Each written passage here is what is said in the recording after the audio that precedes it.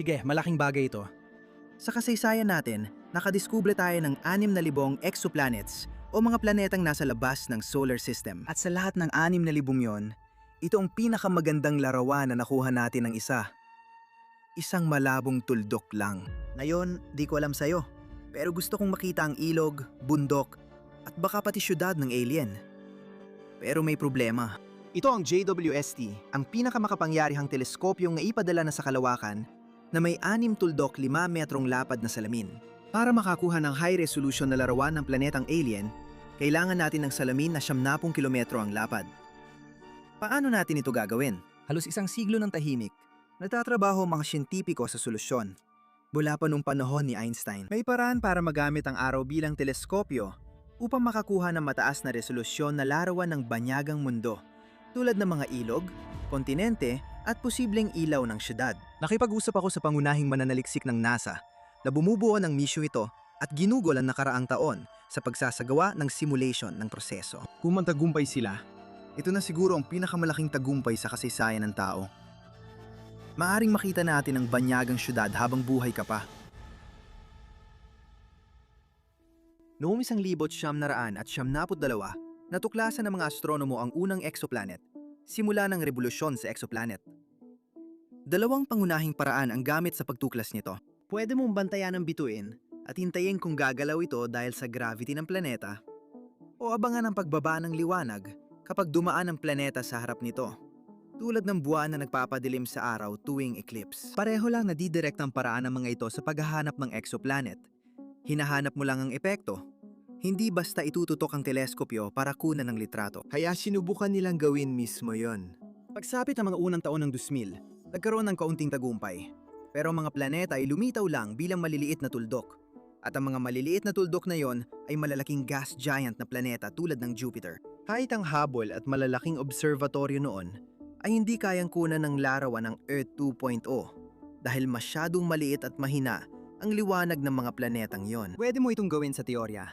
Pero kailangan mo ng teleskopyong 2,000 at 300 beses na mas malaki kaysa sa pinakamalaking nagawa natin. Kahit makagawa tayo ng malaking teleskopyo, may mas malaking problema. Sobrang liwanag ng bituing, iniikutan nito. Ang isang planetang katulad ng daigdig ay humigit kumulang 10 bilyong beses na mas mahina ang liwanag kaysa sa bituin na iniikutan nito. Parang kinukuhanan mo ng litrato ang alitap-tap sa tabi ng malaking ilaw ng stadium mula daan-daang milya layo. May mga coronagraph na humaharang sa liwanag ng bituin para makita ang planetang nasa likod. Pero kaya lang nilang paliitin ang liwanag ng 1,000,000 na beses, samantalang ang kailangan ay 10 bilyon. Mas mahina pa rin ito ng 10,000 beses kaysa kailangan. Kilala ito bilang 10,000 beses. Paano kung gumamit tayo ng ibang paraan? Noong 1915, inilathala ni Albert Einstein ang tanyag na teorya ng general relativity na naglalarawan sa grabidad bilang pagbaluktot ng espasyo at oras, hindi bilang puwersang humihila. Ang mga malalaking bagay tulad ng araw ay nagpapabaluktot sa espasyo at oras, kaya ang liwanag ay sumusunod at yumuyuko rito. 20 taon matapos ilathala ni Einstein ang kanyang teorya, napansin ni Rudy Mandel, isang imigranteng Czech na tagahugas ng pinggan sa Washington, D.C., na kayang palakihin ng grabidad ang liwanag ng bituin na parang lente. Nagpunta siya sa Princeton para ibahagi ang ideya kay Einstein. Pero hindi siya pinansin at sinabi ni Einstein na hindi raw makikita ang epekto nito. Matiyaga si Mandel.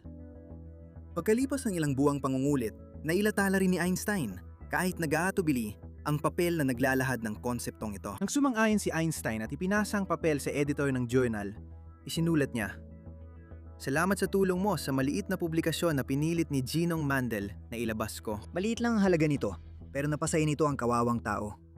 Tinapos niya ang papel sa pagsulat ng, "Wala namang pag-asang makita ang phenomenon na ito ng direkta." Pero nagkamali siya. Pagkatapos ng ilang dekada mula sa pagpanaw ni Einstein, nakita ng mga astronomo ang epekto ng kanyang lensing kahit saan. Mga malalayong galaksi na nababaluktot at lumalaki dahil sa grabidad ng malalaking bagay sa pagitan natin at ng mga galaksi na yon. Ito ang bumubuo ng magagandang liwanag na kilala ngayon bilang mga singsing ni Einstein. At noong 1979, Isang siyentipiko na nagngangalang Von R. Eshelman ang nagtanong na isang katanungan na nagbago ng lahat. At iminungkahi ni Von Eshelman na maaari nating gamitin ang gravitational lens, isang solar gravitational lens, para makipagkomunika sa mga sa mga alien. Maganda ang ideya, pero ang teknolohiyang kailangan nito ay parang galing sa science fiction. Pero ngayon, maaaring hindi na yon ang kaso. Ganito ito gumagana. Ang liwanag mula sa malayong exoplanet ay dumadaan sa kalawakan at nalilihis ng gravity ng araw. Dahil bilog ang araw, parehong pagyuko ng sinag sa magkaibang gilid at muling nagtatagpo sa focal line. Nagsisimula ang linyang iyon sa humigit kumulang 550 AU, kung saan ang isang AU ay ang distansya mula sa araw papunta sa daigdig at umaabot ito hanggang sa kawalang hanggan. Kapag naabot mo na ang 550 AU na marka, ganito ang magiging itsura ng araw. Isang maliwanag na bilog ng liwanag na napapalibutan ng gravitational lens. Nakatago sa loob ng singsing na iyon ang larawan ng exoplanet na target natin. Ang araw ay kumikilos bilang isang napakalaking cosmic funnel, kinokolekta ang mga photon na umalis mula sa planeta sa iba't ibang direksyon at pinupokus ang mga ito sa isang tanging punto sa focal line. Sa mga wavelength ng liwanag na kaya natin makita, pinapalakas ito ang liwanag ng hanggang 100 bilyong beses. Parang may teleskopyo may 70 kilometro ang lapad na salamin. Kaya pipiliin mo ang planetang gusto mong kunan ng larawan. Hanapin ang linya sa tapat ng planeta sa likod ng araw. Ipadala ang teleskopyo roon at kunan ng larawan ng Einstein ring. Tandaan ang dating problema sa contrast. Masyadong maliwanag ang host star para matakpan. Iniiwasan ito ng paraang ito dahil hindi natin tinitingnan ang bituin mismo. Tinututukan natin ang liwanag ng planeta.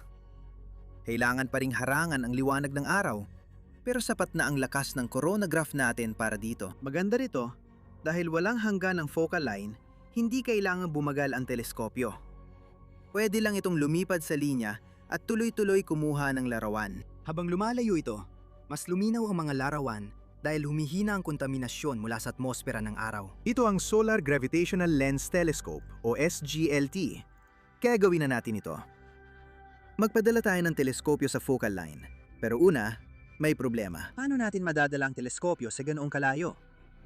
Ang 550 AU ay mas malayo pa kaysa sa alinmang naipadala natin mula sa daigdig.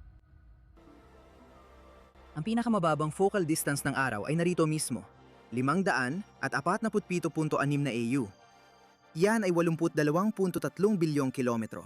Mahigit 3 araw bago matawid ng liwanag ang distansyang yon. Dito sa labas, ang teleskopyo ay nasa pagitan ng mga bituin sa tinatawag na interstellar medium. Ang Voyager 1 na inilunsad noong 1977 ay nakalayo na ng 169 na AU hanggang ngayon.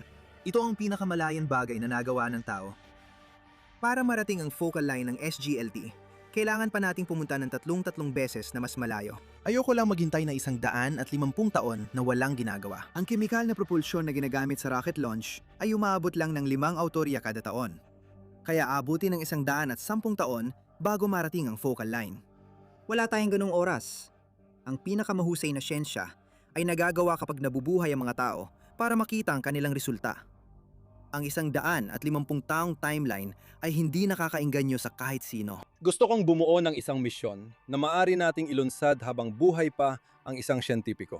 Pero ibig sabihin nito, kailangan nating lumipad ng mabilis. Layunin natin na maging operational ang SGLT sa loob ng 25 taon. Paano natin magagawa ito?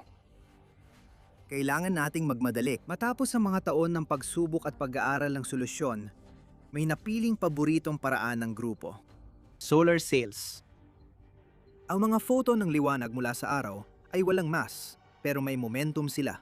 Ibig sabihin, kapag tumalbog sila sa reflective na ibabaw, nagbibigay sila ng tulak, gaya ng paggamit ng layag at hangin sa dagat.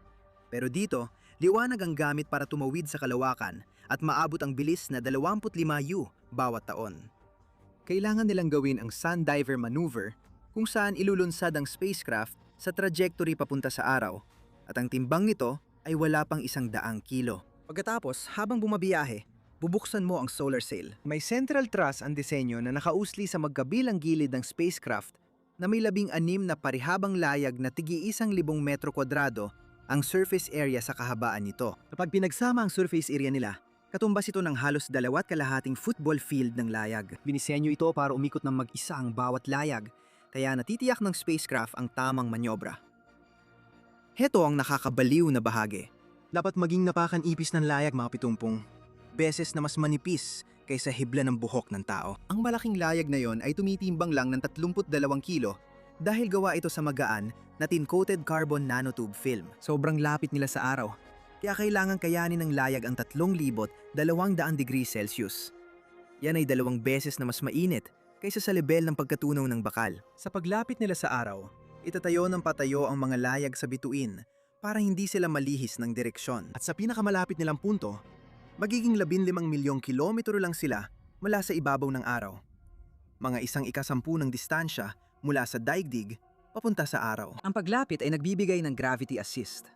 Hinihila ng grabidad ng araw ang spacecraft at itinatapon palabas ng solar system sa tamang direksyon para sa focal line. Sa pinakamalapit na lapit, ang mga solar sail ay biglang ilalagay sa pwesto na magpapahintulot sa liwanag ng araw na mabilis na pabilisin ang spacecraft. Ang Sundiver maneuver ay magdadala sa kanila hanggang 125 kilometro bawat segundo, mga 26 na AU bawat taon. Sa bilis na yan, mararating nila ang focal line sa loob lamang ng 20 taon. Pagkaraan ng 2 taon, hindi na magagamit ang sail dahil mahina na ang sikat ng araw sa malayong bahagi ng solar system. Kaya tinatapon na lang ito sa kalawakan. Pagkaraan ng 7 taon, nalampasan ng spacecraft ang Voyager 1. Sa wakas, matapos ang 20 taon, tama na ang posisyon ng teleskopyo sa focal line at magsisimula na itong gumana sa loob ng 10 taon. Isipin mo ito. Itinayo natin ang teleskopyo. Ipinadala roon. Naghintay ng 20 taon. At nang binuksan, sira pala ito. Anong gagawin natin? Siyempre, naisip na rin ito ng SGLT team. Kaya ang plano ay hindi lang magpadala ng isang spacecraft, kundi daan-daan. Ganito ang paraan nito. Bawat paglulunsad ay may 6 na CubeSat na may kanya-kanyang gawain. Ang iba ay may mga segment ng salamin para sa teleskopyo, habang ang isa ay may corona grabo para harangan ang araw. Isa ang namamahala sa komunikasyon pabalik sa daigdig, at ang isa ay may dalang nuclear na enerhiya dahil kulang ang araw sa pupuntahan nila para sa solar panel. Bawat CubeSat ay may sariling solar sail para maituro ito sa tamang direksyon. Pag nailabas, otomatiko na silang nabubuo bilang spacecraft para sa misyon. Hindi kailangan ng malaking teleskopyo. Sapat na ang 1 metrong salamin. Ang araw na ang gumagawa ng mahirap na bahagi, kailangan mo lang kunan ng larawan. At hindi lang isa ang kukunin. Kailangan mo ng 5 o 6 na ganitong spacecraft para makunan ng larawan ng planeta mula sa Einstein Ring dahil mahirap ito. Heto pa ang pinakabaliw na bahagi. Gusto nilang maglunsad ng buong grupo ng mga spacecraft na ito bawat taon. Ito ang tinatawag nilang String of Pearls. Parang kwintas mula araw hanggang interstellar space. Bawat perlas ay binubuo ng maliliit na spacecraft na inilulunsad taon-taon. Kaya magkakahiwalay sila ng 25 AU na katumbas ng layo mula araw hanggang Neptune. At gusto ko ito dahil ibig sabihin, kung may mangyaring mali sa isa sa mga perlas o isa sa mga teleskopyo, ayos pa rin ang misyon. Nagamit ang mga perlas ng laser communications para ipasa ang datos mula sa isang perlas hanggang sa mapadala ito sa mundo. Abot lang ng 6 na megabytes ang buong imahe at abutin ng 13 oras ipadala, hindi pa kasama ang travel time ng liwanag. Ang bawat perlas ay may sariling hardware para makabuo ng kumpletong imaging system na may kumpletong hanay ng mga teleskopyo, supply ng kuryente at komunikasyon. Sama-sama nilang binuo ang relay chain, fleet ng observatoryo at backup system sa isang pakete. Ang mga susunod na perlas ay may mas bagong teknolohiya. Ang perlas na inilunsad sa ika-5 taon ay bunga ng 5 taong pag-unlad sa material science, computing at AI. May hindi pa akong nasasabi sa iyo tungkol sa misyong ito. Hindi lang isa ang focal line. Walang hangganan. Bawat planeta ay may sarili nitong focal line sa tapat na bahagi ng araw. Ibig sabihin, hindi lang tayo magta-target ng isang planeta. Sa halip, pipili tayo ng iba't ibang target na may kanya-kanyang focal line. May listahan ng grupo ng mga kandidato gaya ng Kepler 186f, unang planetang kasing laki ng Earth sa habitable zone, at LHS 1140b, na tinatawag na eyeball planet. Narito ang 3 pangunahing target. Ang pangatlo ay GJ 273b, isang super Earth na 12.4 light years ang layo mula sa atin. Umiikot ang mundong ito sa tahimik na pulang duwending bituin at nakakatanggap ng 6% na mas maraming liwanag kaysa sa Earth. Isa ito sa pinakamahusay na tirahan sa mga kilalang exoplanet.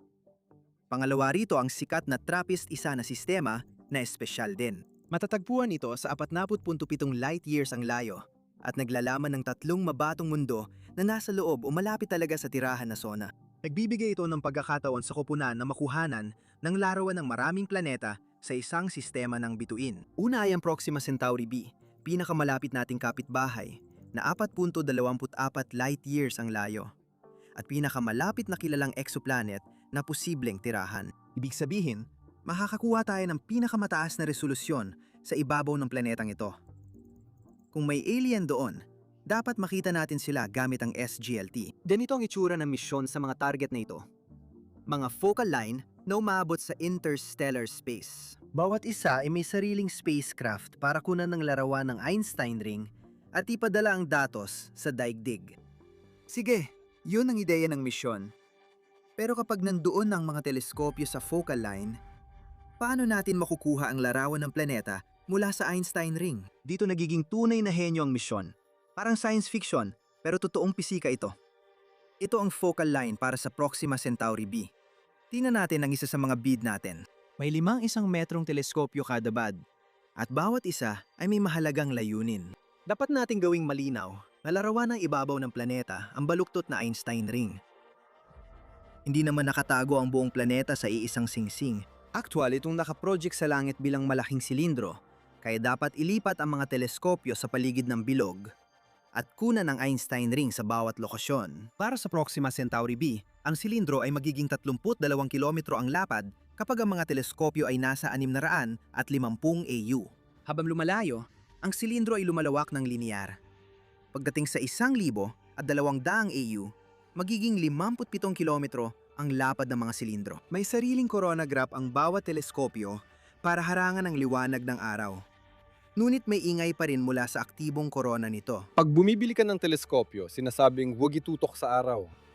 Pero ito talaga ang dapat nating gawin. 4 na teleskopyo ang kukuha ng larawan ng Einstein ring, habang ang isa ay nasa labas ng imaging cylinder at kukuha ng korona ng araw. Ibig sabihin, magkakaroon sila ng malinis na sukat ng atmosfera ng araw na walang Einstein ring, na pwedeng ibawas digital mula sa 4 pang teleskopyo. Magbibigay ito ng malinaw na larawan ng singsing. Ito ang ginagawa nila. Ginagawang grid ang imaging cylinder at bawat square ay katumbas ng isang pixel sa final na larawan ng planeta. Para sa Proxima Centauri b na kinukunan ng larawan sa 600 at 50 atyong U, bawat pixel ay pisikal na magkakahiwalay ng 31 metro lamang. Ang 4 na teleskopyo ay gumagalaw ayon sa isang pattern sa grid habang kinukunan ng larawan ang Einstein ring. Para makakuha ng malinaw na larawan ng singsing na magagamit sa pagbuo ng imahe ng planeta, kailangan eksaktong may posisyon ang teleskopyo. Kung mali kahit 1 metro ang pwesto sa pagkuha ng larawan, hindi ito gagana. Bawat teleskopyo ay gumugol ng 30 segundo sa pagkuha ng Einstein ring. Ibawas mo ang sukat ng korona mula sa reference sa teleskopyo para makuha ang malinis na larawan ng singsing, kung saan halos lahat ng liwanag ay mula sa planeta. 1 pixel lang ang nakuha mo. Pagkatapos, lilipat sila at dahan-dahang tinatapos ang grid. Pero habang lumalayo sila mula sa gitna, nagsisimulang magbago ang hugis ng singsing dahil bahagyang ublate ang araw.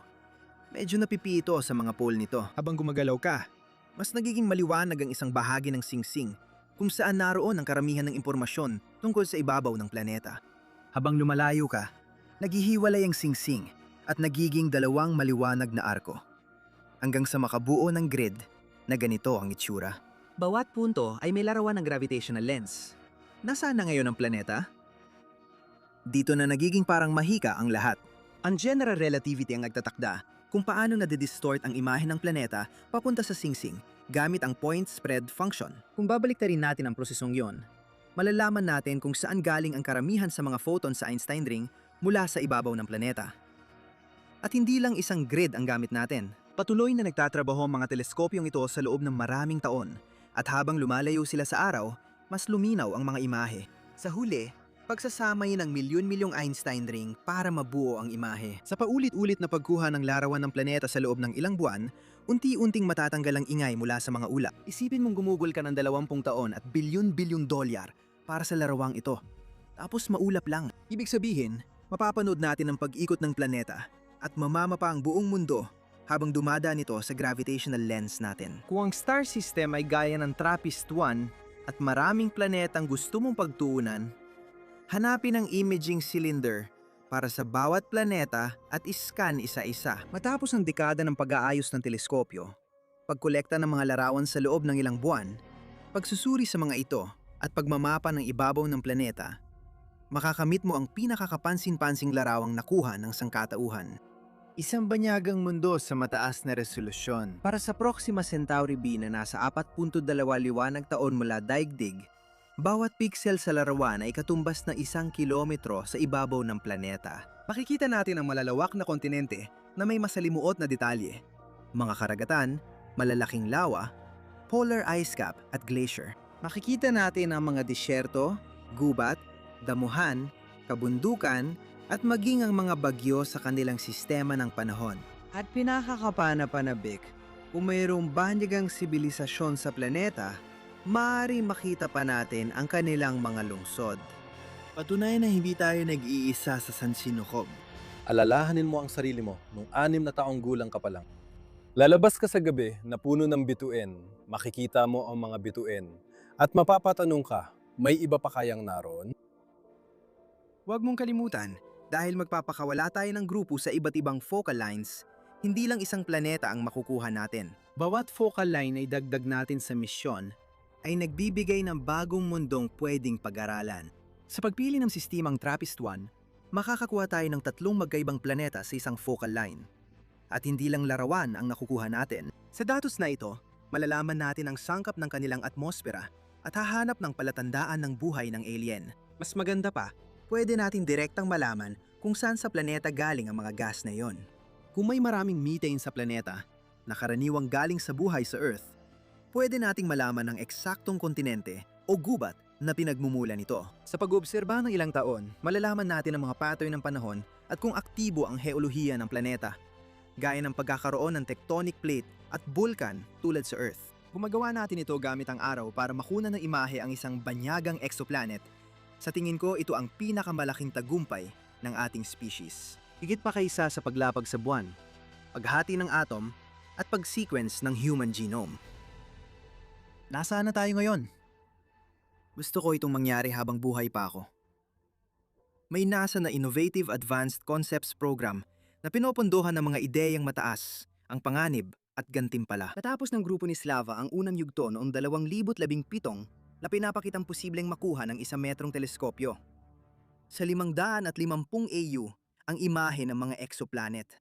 Pinapayagan ito ng mga batas ng pisika. At noong 2018, natapos nila ang ikalawang yugto. Nakakuha sila ng $500,000 at nakagawa ng 3 mahalagang tagumpay. Nalaman nila kung paano kunin ang imahe mula sa Einstein ring, dinevelop ang swarm architecture, at natuklasan kung paano makarating dun ng mabilis gamit ang solar sails. Noong 2020, nakuha nila ang pondo para sa ikatlong at huling yugto ng programa. Sa ngayon, 3 konsepto pa lang ang umabot dito. Nakatanggap sila ng dolyar. 2 milyon gumawa ng mission architecture, kalkulasyon, at simulation para sabihing, kung ibibigay nyo ito, ibibigay namin ang imahe. Noon pa, nakakuha si Slava ng pribadong pondo mula sa isang hindi pinangalan ng foundation para gumawa ng demonstration spacecraft na Sun Diver. Susubukan nila ang solar sail technology at plano maglunsad sa susunod na taon. Sa magaspang na tantiya, ang buong SGLT mission ay aabot ng humigit kumulang $40 bilyong sa loob ng 4 na dekada. Mga $1 bilyong kada taon. Okay, bago ka mag-alala, 5 beses itong mas mababa kaysa ISS at 20 beses mas mababa kaysa Apollo mission. Huwag kalimutan, ang US military ay gumagastos ng halos $2.6 na bilyong araw-araw. Kaya nilang lubusang pundohan ang misyong ito sa loob ng humigit kumulang 2 linggo para makakuha ng totoong larawan ng isang alien na exoplanet. Hindi lang NASA ang kasali sa ganitong kalaking misyon. Isang pandaigdigang pagtutulungan ito ng maraming bansa para gawin ang inakalang imposibleng bagay ni Einstein. Hindi lang basta nakakatuwang thought experiment. Ito ay totoong pisikang nangyayari ngayon. At magbibigay ako ng prediksyon na yon. Makikita ko ang larawan ng isang alien exoplanet, siguro Proxima Centauri b, bago ako magpitumpu. 25 pa lang ako ngayon, kaya may 50 taon pa sila. Magandang araw yon, pero hindi pa dito nagtatapos dahil higit pa sa simpleng pagkuha ng larawan ng ideyang ito. Sige, isipin nating nagawa natin ito. Nakuha natin ang larawan ng exoplanet at may matibay na ebidensya ng matatalinong alien na buhay. Ano ang susunod na mangyayari? Ang kagandahan ng ideyang ito ay gumagana ito sa parehong direksyon at magagamit natin ito para makabuo ng isang pambihirang bagay. Ang galactic internet. Bawat bituin sa kalawakan pwedeng gamitin bilang gravitational lens. Mas malapit ang focal region sa maliliit na bituin at mas malayo naman sa malalaking bituin. Ang focal region para sa isang typical na red dwarf star na bumubuo ng humigit kumulang 70% ng lahat ng bituin sa kalawakan ay nagsisimula sa mga 250 Hyon per dollars. Iyon ay 2 beses na mas malapit kaysa sa atin. Paano kung receiver na lang ilagay sa focal point imbes na teleskopyo? Unawain natin ito gamit ang thought experiment. Isipin mo may receiver tayo sa gravitational focus ng araw at ang mga alien ay may sarili rin sa gravitational focus ng Alpha Centauri. Pinapalakas ng araw ang signal na ipinapadala nila, habang ang Alpha Centauri ay napapalakas ng signal na gusto nating ipadala sa kanila. Pinapalakas ng mga gravitational lens ang anumang signal ng 1 bilyong beses. Hayaan mong magpadala ng napakahinang signal at darating ito ng malinaw na malinaw. Walang error at walang bawas sa kalidad. Kung susumahin ang mga numero, ang lakas ng signal para sa error-free na data link mula araw papuntang Alpha Centauri ay 0.000 watts lang. Ang transmitter ng telepono mo ay gumagamit ng halos 2,000 beses na mas maraming enerhiya. Hindi rin natin kailangan magpadala ng radio waves. Pwede natin gamitin ang ilaw para sa optical data transfer at makapag-encode ng mas maraming impormasyon sa mensahe. Sa kabuuan, kaya ng mga alien sa Alpha Centauri tumanggap ng 10 megabytes per second mula sa atin. Sapat para mapanood ang HD na video na ito ng tuloy-tuloy. Kung walang gravitational lensing, kailangan mong palitan ng maliit mong dish na 1 metro ng teleskopyong 50 kilometro ang lapad at ang microwatt mong signal ng buong output ng isang maliit na bayan. Libreng ibinibigay ng araw ang 2 upgrade na ito. Isipin ang hinaharap na konektado ang lahat ng sistema ng bituin sa kalawakan sa gravitationally lensed na mga signal. Pwede kang magpadala ng mensahe sa kabilang dulo ng kalawakan sa bilis ng liwanag, halos walang data loss at halos wala ring gastusing enerhiya. Ang galactic internet. Ang pinakabaliw na bahagi nito, baka gumagana na ito at hindi lang tayo nakalabas para makinig dito. May posibilidad na madala natin ang ating mga teleskopyo sa focal region na yon at napagtanto nating hindi lang tayo ang naroon. Matagal nang gumagamit ng gravitationally lensed na komunikasyon ng mga alien, hindi lang tayo nakikinig. Habang nagsasaliksik ako para sa video na ito, naisip ko, paano kung itulak natin ang ideyang ito sa sukdulan? Ano ang mas malaki sa bituin? Isang itim na butas, at hindi lang basta itim na butas. Paano kung gamitin natin ang Sagittarius A star, ang higanteng itim na butas sa gitna ng ating kalawakan? Ang Saga star ay kasing bigat ng 4 na milyong araw, at ang lensing amplification ay linear. Kaya 4 na milyong beses itong mas malakas bilang lente. Mas gumaganda pa dahil karamihan ng problema sa SGLT ay galing sa araw na isang mainit, maliwanag at galit na bituin. Ang napakalaking itim na butas ay walang ibabaw, walang korona, at walang nakakasilaw na liwanag. Ibig sabihin din ito na walang minimum na focal distance na kailangan nating abutin. Kailangan nating lumayo ng 550 aurion sa araw dahil hinaharang ng pisikal na katawan nito ang liwanag na dapat dadaan malapit sa sentro ng grabidad. Ang liwanag na dumadaan sa higanteng itim na butas ay pwedeng dumaan sa photon sphere at malihis ng matindi, minsan umiikot pa sa itim na butas. Kaya ano ang makikita natin? Isipin mong iparada natin ang teleskopyo 1 taong liwanag mula sa itim na butas at itutok sa planetang 100,000 taong liwanag, ang layo sa kabilang dulo ng kalawakan. Magagawa nating makita ang bawat gusali sa ibabaw nito. Kaya tara, subukan pa natin. Paano kung itutok natin ito sa planeta sa Andromeda Galaxy na 2 tuldok 5 milyong taong liwanag ang layo? Makikita pa rin natin ito na parang may 1 kilometrong resolusyon. Mas malinaw pa ang imahe ng planetang milyon-milyong taong liwanag ang layo kumpara sa Proxima Centauri b na 4 na taong liwanag lang ang layo. At mas maganda pa ito kaysa sa kayang ibigay ng SGLT. Pwede nating gamitin ang gravitational lens sa Sag-A star para makita ang planeta sa Virgo cluster. 54 na milyong taong liwanag ang layo At makikita pa rin ang mga kontinente, karagatan, at posibleng mga lungsod. Isipin mo yon.